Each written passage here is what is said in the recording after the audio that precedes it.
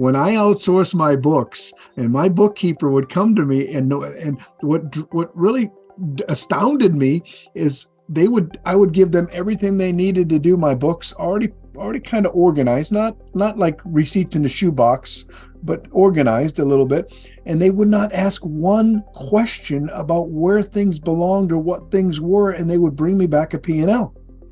Well, how in the world, if you don't live my business on a week-to-week, day-to-day basis, can you possibly figure out what category this is and that is and this is and that is? It would drive me crazy. So how could it? So it would require me to go in and get granular and really dig in the books deep to see what they had miscategorized. And every month it was a couple hours of my work to get things put in the right category. That was prior to my mentor really highly recommending. We were at 3 shops at that point, so it was a lot of work, highly recommending that we bring the books in-house to where I could control it more. So that's when we first brought on our bookkeeper. And some people don't have the volume to do that, but always a consideration to have deep conversations with the person that's doing the book, so that you can rely on it a little bit more. I don't know, has anybody else experienced that pain that I'm talking about right now? Or maybe it really didn't matter to you guys where it was being put. I will tell you, it matters. Love it. It matters not just for possible buyer looking at your books, but when you're in coaching groups. And I think most people that are on this call or are going to view this call are in industry specific coaching groups. And when you know that your marketing should be X percent of your total gross dollars, and your rent should be X percent of your growth. I mean, all those things that we have, a lane that those expenses should be within. If things are miscategorized and then you end up outside that lane, and you're really working off of false information, if that makes sense. Everybody with me on that? Yes? Yeah. Yep. So yeah, I mean, we all have the parameters. Well, we all know the 30,000 foot level, right? 40%, your GP should be 60%, and your overhead should be 40%, leaving you 20%, right? That's kind of the wide range that we start with. Hopefully we can do better than 20%. Hopefully we can do better than 60%. But the reality is those are the lanes, and then within that, each category has its own lane.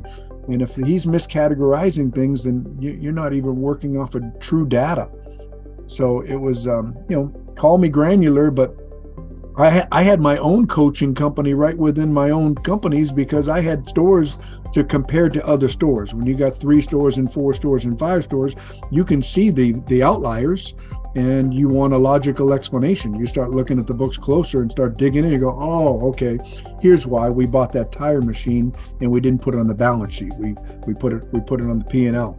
So anyways, so it is important that, and let's go real basic, and I hope this is basic for everybody that's present on this call, is you need to put a time on your calendar every single month, hour to an hour and a half of uninterrupted quadrant 2 time, where you go in the weeds on the detail version and the summary version of your P&L.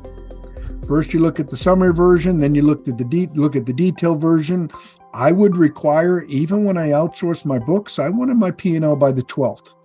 When I in-house, or 15th, and I would say the 12th, I would get it by the 15th. It would just make it so it wasn't the 20th or the 22nd. I will tell you, if you're getting your P&Ls on the 25th of the following month, it's too late to make any corrections.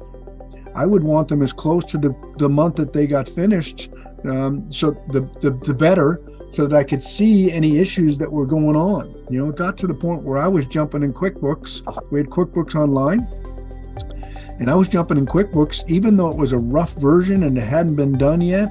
I was jumping in on the 2nd or 3rd just to see kind of where my numbers were, and I could see what blanks hadn't been filled in yet, because I was very anxious to see how we had done for profitability, while I could still correct this, steer the moving ship.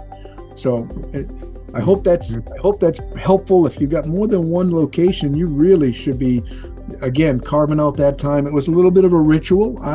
I could look at it online, but he would print it out for me. He would have it on my desk when I arrived in the morning, and I would literally go through all 5 of the stores, all 4 of the stores, all 3 of the stores, and just spend that time. And The reason why I wanted it in paper is because I could highlight, I could make notes, I could write questions, I would make copies, give him the copies, and I would keep the ones that I put the notes on so that I could remember what my questions were.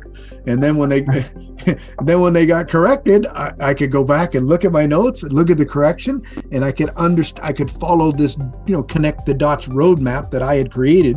Because in between the time that I wrote the questions and gave them back to him and the time they got answered could be 5, 6, 7, 8, 10 days, right?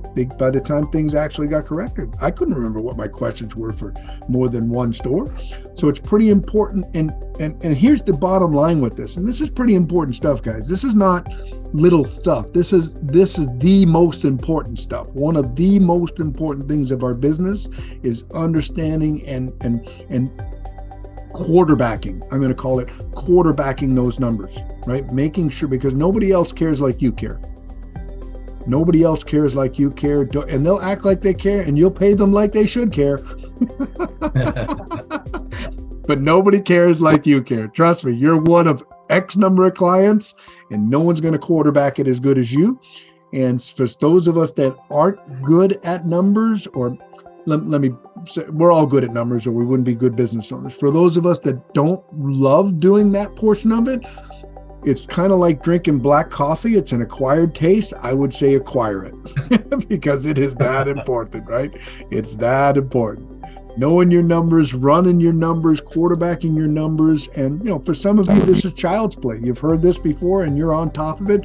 God bless you. You're one of the rare ones. I talk to a lot of shop owners, and it's not a ton of them that are on top of this stuff. And it's the difference between the mediocre and the superstars, is being on top of those numbers and making correct. It was amazing to me. Again, I'm going back to where I started this. It was amazing to me how somebody could possibly build a P&L without asking one question. I mean, there's a reason why there's a category called Ask My Accountant on QuickBooks, because there's always a question. There's always a question.